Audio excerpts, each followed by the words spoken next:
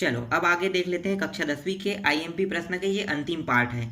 इससे पहले मैंने 2 पार्ट कंप्लीट करा दिया। अगर उनको देखना है तो इस वीडियो के नीचे जो डिस्क्रिप्शन बॉक्स है उसमें लिंक लगा है, जैसे ही आप क्लिक करोगे वो वीडियो प्ले हो जाएगा। तो पार्ट 1 और पार्ट 2 आपको नीचे लिंक में मिल जाएगा और ये तीसरा पार्ट है। इस पार्ट में मैं पूरा आईएमपी क्वेश्चन कंप्लीट कर दूंगा। ठीक है, तो हम देखेंगे आज यहाँ पे अध्याय 12 को देखेंगे। ठीक है, युग बोध में ये अध्याय 12 में मिलेगा, बुक में भी अध्याय 12 में मिलेगा और ये जो है परीक्षा बोध है उसमें ये अध्याय 11 लिखा रहेगा। तो ये परीक्षा बोध है, तो ये पुराना परीक्षा बोध है। तो आप लोग देख सकते हो नया में भी अध्याय 11 में मिलेगा। तो अध्याय 11 वृत्त एवं स्पर्श रेखाएं। ठीक है, और रियल में ये जो अध्याय है युग बोध में अगर इनके प्रश्नों को ढूंढोगे तो आपको अध्याय 12 में जितने भी मैं प्रश्न बताऊंगा आईएमपी वो सब के सब आपको अध्याय 12 में मिलेगा। ठीक है, चाहे आप युग बोध में ढूंढो चाहे आप बुक से ढूंढो। तो चलो शुरू करते हैं। तो इसमें क्या क्या आईएमपी प्रश्न है तो चलो देखते हैं।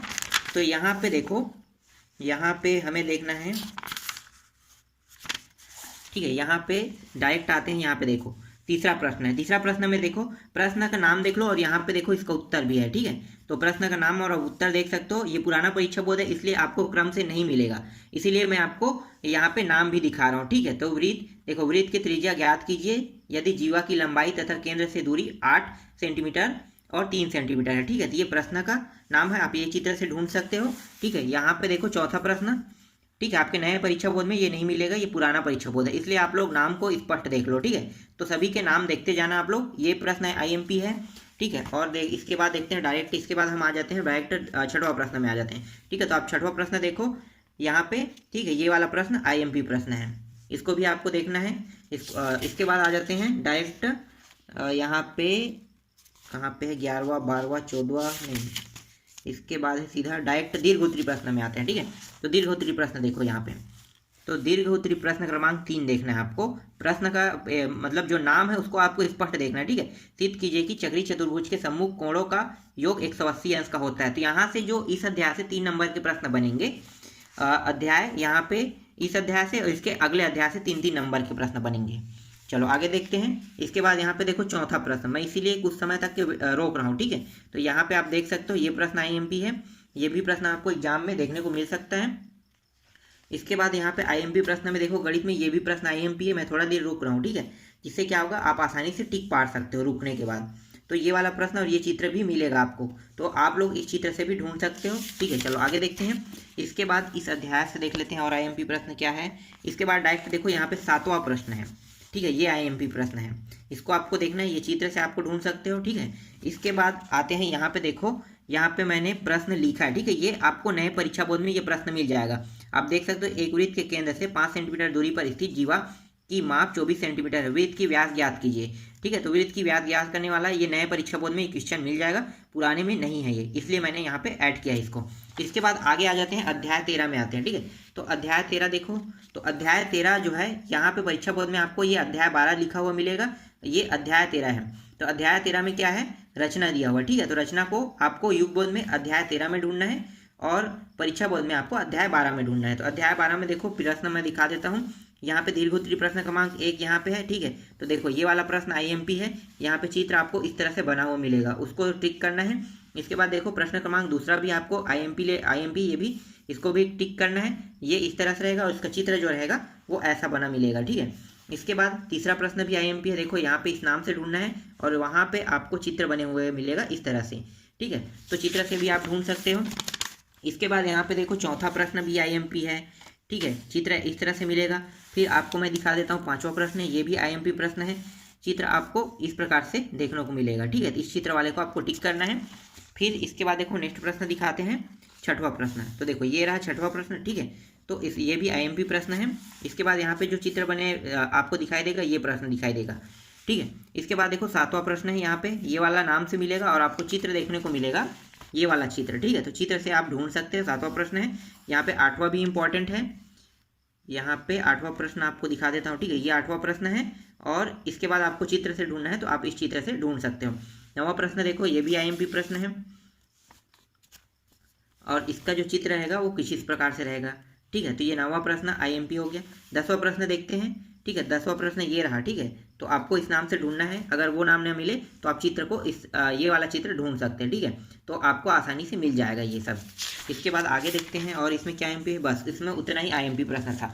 अब डायरेक्ट आ जाते हैं अध्याय 15 में, क्योंकि अध्याय 14 को काट दिया गया है, तो अध्याय 14 से आपको एक भी प्रश्न पढ़ने की जरूरत नहीं है। डायरेक्ट किसको पढ़ना है आपको, अध्याय 15 को। तो परीक्षा बोर्ड में इसे अध्याय 13 बना दिया गया है, ठीक है, लेकिन रियल में है अध्याय 15 है। आपको बुक और युग बोर्ड में अध्याय 15 में देखने को मिलेगा। तो यहाँ पे ठोस आकृतियों का पृष्ठीय क्षेत्रफल एवं आयतन दिया रहेगा, ठीक है। इस अध्याय में आपको क्या क्या प्रश्न आपके एग्जाम में देखने को मिल सकता है उसको भी मैं दिखा देता हूँ, ठीक है। तो यहाँ पे देखो पहला प्रश्न है, ये वाला प्रश्न आपको देखने को मिलेगा, यहाँ पे इसका उत्तर भी लगा है, ठीक है। इसके बाद डायरेक्ट हम आते हैं तीसरा प्रश्न में आते हैं, ठीक है। तो यहाँ पे देखो तीसरा प्रश्न है, इसका भी उत्तर लगा हुआ है।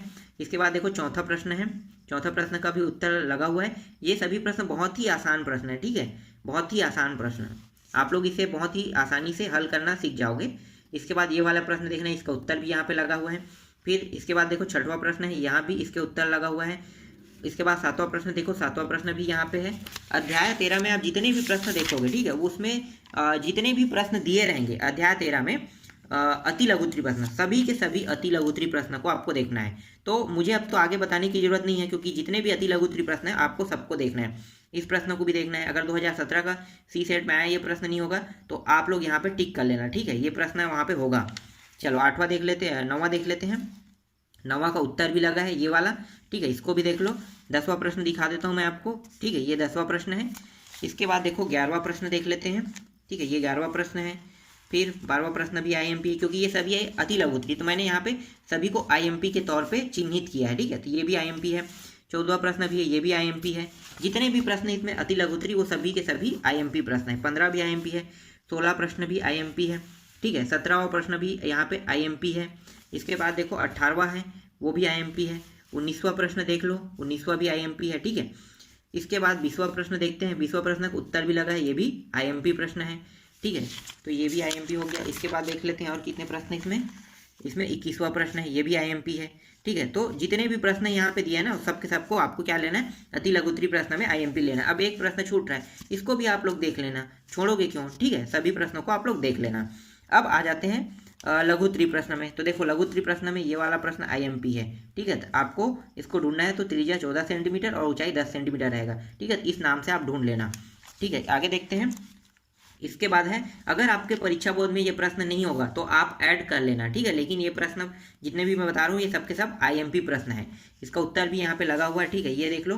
दूसरा प्रश्न भी IMP है, आपको तीसरा के देखने की जरूरत नहीं है। डायरेक्ट हम देखते हैं चौथा प्रश्न को देखते हैं। तो ये रहा चौथा प्रश्न, इसका उत्तर मैं आपको दिखा देता हूँ, 1 मिनट, ठीक है। चौथा प्रश्न हो गया, अब आप इसका पूरा सोल्यूशन देख लो, ठीक है। तो ये रहा इसका सोल्यूशन। इसके बाद आ जाते हैं, डायरेक्ट हम आते हैं छठवां प्रश्न में आते हैं। तो देखो छठवां प्रश्न ये रहा, और छठवां प्रश्न का सोल्यूशन भी आप देख सकते हो, ठीक है। तो ये रहा और ये अंतिम सोल्यूशन हो गया, ठीक है, तो पूरा दिखाई दे रहा है आपको, ठीक है। आगे देखते हैं सातवां प्रश्न। देखो सातवां भी IMP प्रश्न है, तो सातवां का भी सोल्यूशन मैं आपको दिखा देता हूँ, 1 मिनट, पहले प्रश्न देख लो, ठीक है, ये रहा प्रश्न।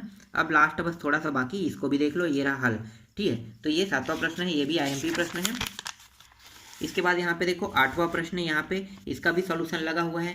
तो ये 8वां प्रश्न, ये भी IMP प्रश्न है। 9वां प्रश्न देखो, ये भी IMP प्रश्न है। 10वां प्रश्न भी देखो, यहाँ भी ये भी IMP प्रश्न है, ठीक है। 10वां प्रश्न का भी सॉल्यूशन मिल गया। अब यहाँ पे देखो एक प्रश्न, यहाँ पे देखो, एक तांबे के छड़ का व्यास 1 मीटर, लंबाई 8 मीटर है, जिसे पिघलाकर 18 मीटर पतला तार खींचा गया है, तार की मोटाई ज्ञात कीजिए। तो हमें क्या ज्ञात करना है, तार की मोटाई। तो ये प्रश्न आपको नए परीक्षा बोर्ड में मिल जाएगा देखने को, तो ये प्रश्न आपको ऐड कर लेना। इसमें ये पुराना परीक्षा बोर्ड है तो इसमें ये ऐड नहीं था, ठीक है, तो इसको आपको क्या करना है, ये प्रश्न आपको ऐड करने हैं। ये सभी मोस्ट IMP प्रश्न है, यहीं से आपके जो एग्जाम है उसमें क्वेश्चन बनेंगे, ठीक है। तो यहाँ पे देख सकते हो ये भी प्रश्न IMP प्रश्न है, इसको भी आपको देखना है।